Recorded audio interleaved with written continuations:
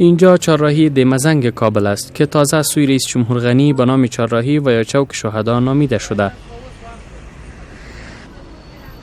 امروز نظر به ازدحام مردم و ترافیک در این ساحه اصلا فکر نمی شود که روز گذشته در این محل سیلاب خون جاری شده و به دهها فرد بیگناه ملکی به خاک و خون کشانیده شده باشد.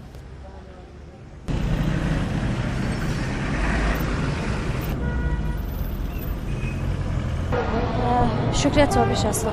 واقعا حادثه المناک و وحشتناک بود. ما به خاطر این حادثه خیلی متاسف هستم.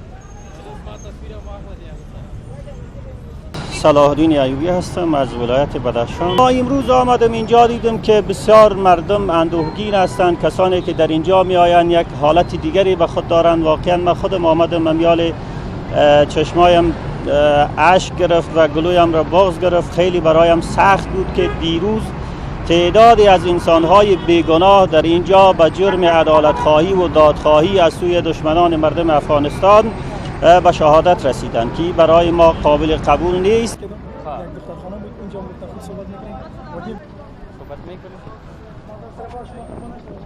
گرچند حکومت افغانستان و به خصوص رئیس جمهور غنی تعهد کرده که عاملان حادثه دیروز را مجازات خواهد کرد، اما مردم در این مورد شک دارند.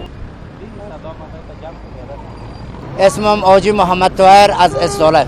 بیاد جواب خونه صدها شهید ما در صدها خانواده شهید، صدها طفل یتیم هستی شد، صدها از زن ما بیوه شد. بیاد جواب از یار بدید. چرا شما حاضر نمیشید مجلس شهیدا؟